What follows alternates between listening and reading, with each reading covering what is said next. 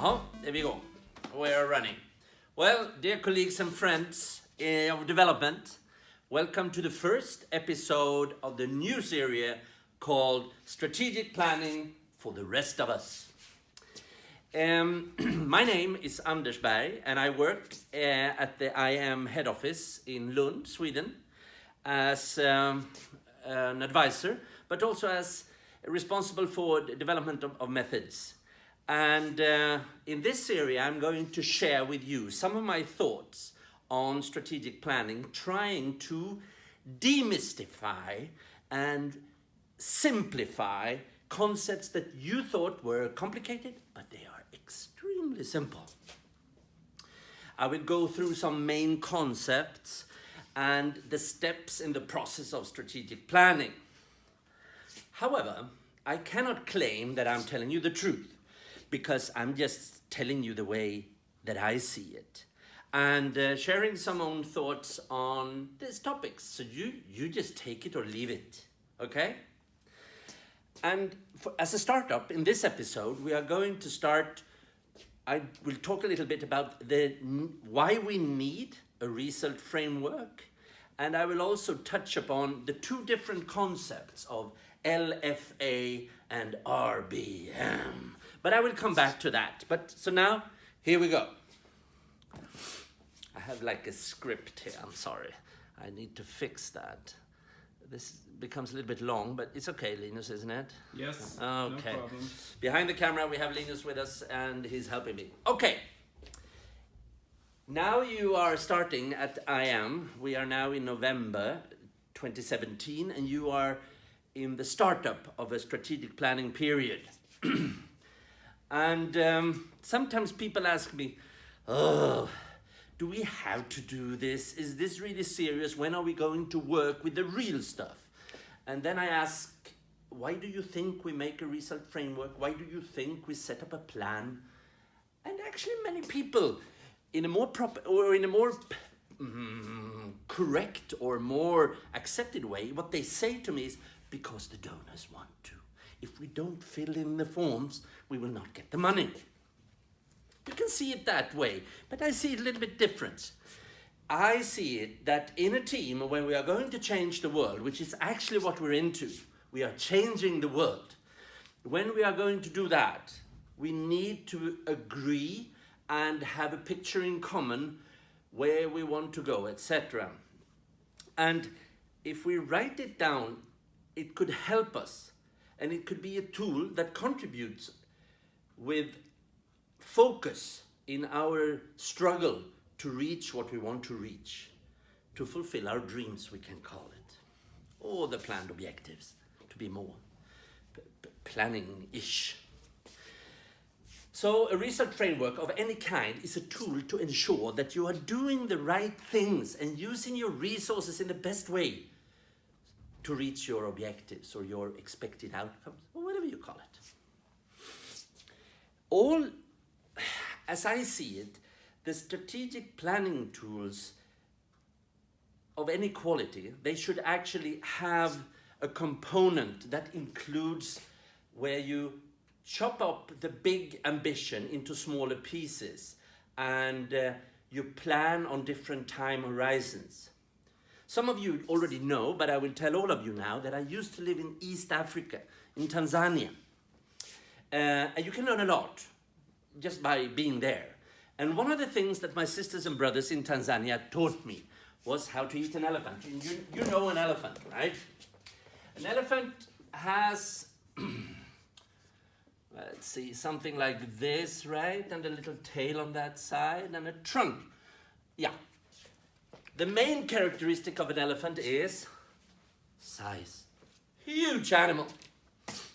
And the problem is, if you are very hungry and you see, or you're very eager to eat the elephant, as a newbie or a rookie, you will try to eat the whole animal at once. You have a huge, and you try and you choke and you die. So therefore, the obvious is, of course, as my Tanzanian friends taught me, you have to eat it piece by piece. You find sizes that are manageable for you to chew and swallow. And it is exactly the same as I see it when we are changing the world. We want to see the big change. We are frustrated of the situation as it is, but we have to cut it into pieces. So when we do strategic planning, we cut the big ambition into smaller ambition chunks that we can handle and that we can follow up and that we can actually manage. And with some patience and commitment and hard work, piece by piece, we are getting closer to what we want to see in the future. When you then have your result framework, it's an excellent tool for monitoring, to follow up and make sure that the things we do are taking us in the right direction, in the right speed. In the right speed meaning that we have to make it on time.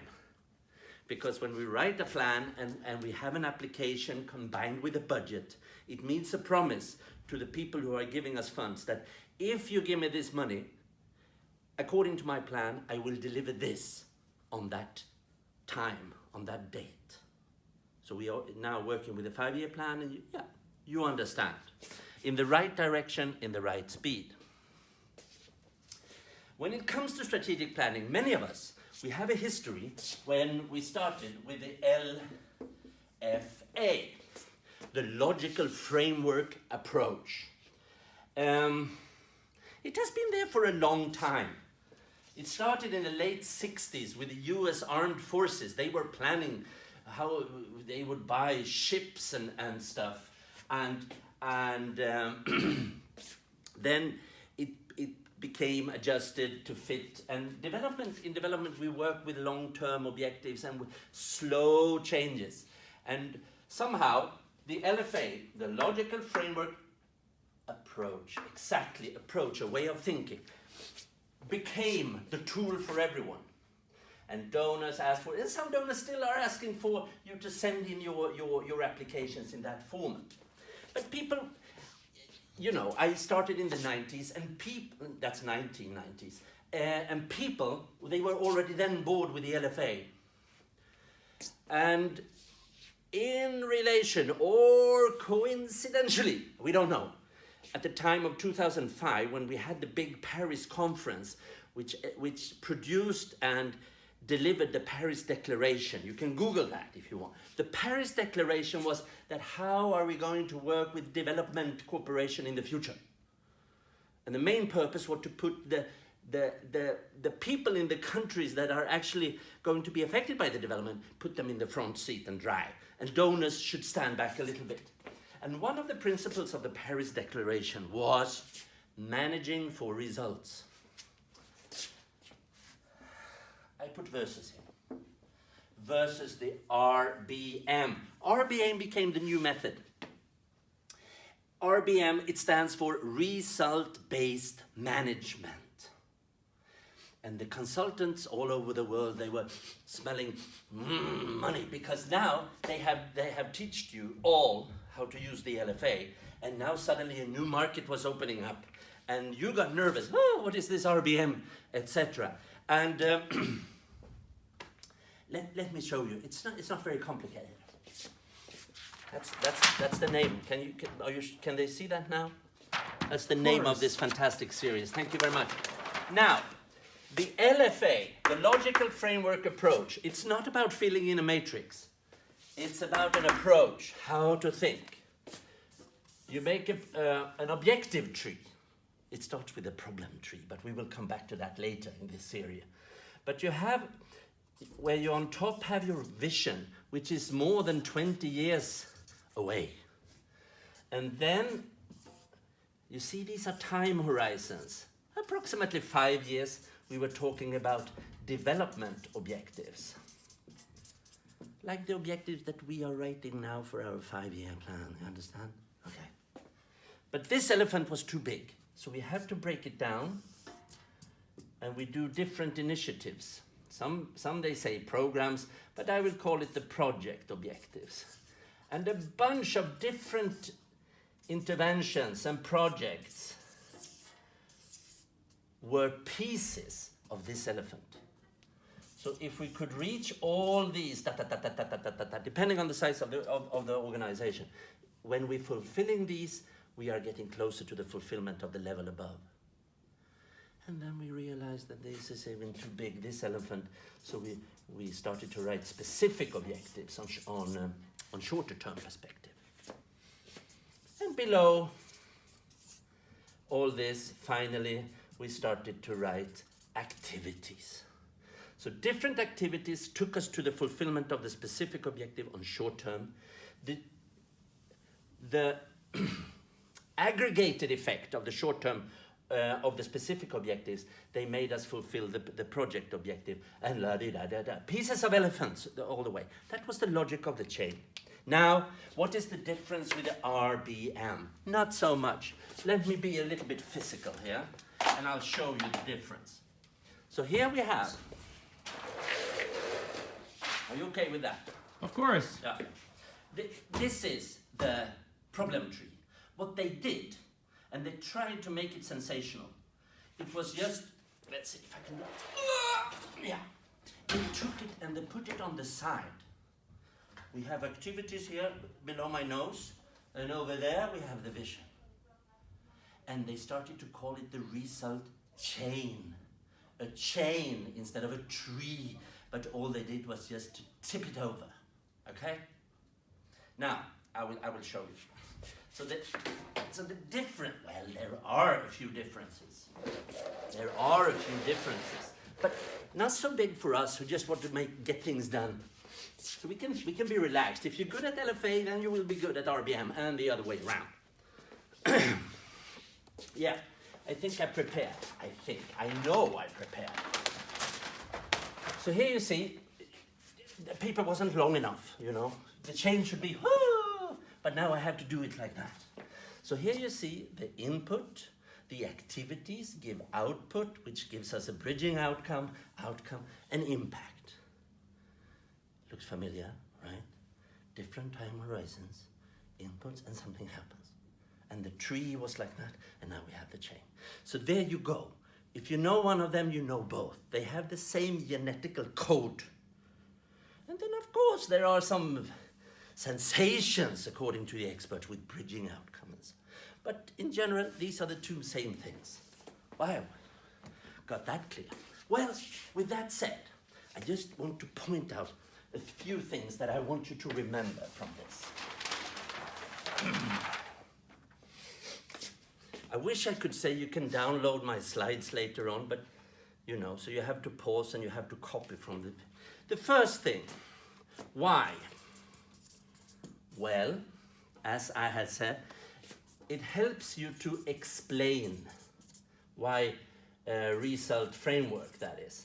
Explain what you want to achieve and how you think you are going to achieve it and how you are going to do it, okay? So it's a good thing to communicate your initiative if you have a good result chain. More we define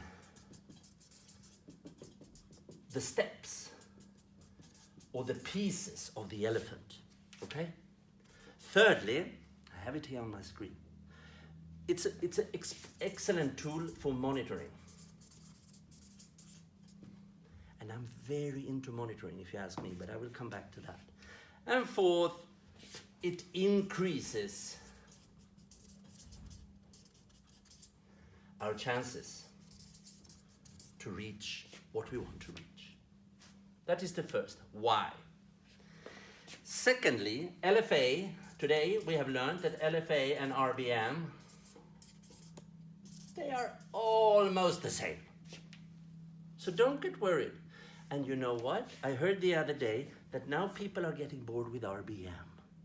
So now some consultants and some men with beard at methodology departments at different donor offices, they are trying to come up with a new thing. The whole thing is that, you know, it's like the emperor's clothes. It's the same shit in new wrapping, if you excuse my French on that. It's the same, and it's a good idea. But it's not a technique, it's not automatic, it's not a machine, it's an approach, it's a way of thinking. So you keep on thinking for yourself. That's the important thing. Different time horizons, pieces of the elephant, get it done. I think that's it for today. Thank you very much for viewing this first episode of Strategic Planning for the Rest of Us with me, Anders Berg, and with Linus behind the camera. The next episode, episode 2, I will reveal the ultimate secret for a good planning process. How to formulate a problem. Simple as that. It might not be as simple as you think. If you have any questions or any suggestions how this could be improved or anything, you can reach me on my Människohjälp email, anders.berg@människohjälp.se. And with a thank you to Linus, we say goodbye and I see you soon. Bye-bye. Bye-bye. Bye-bye.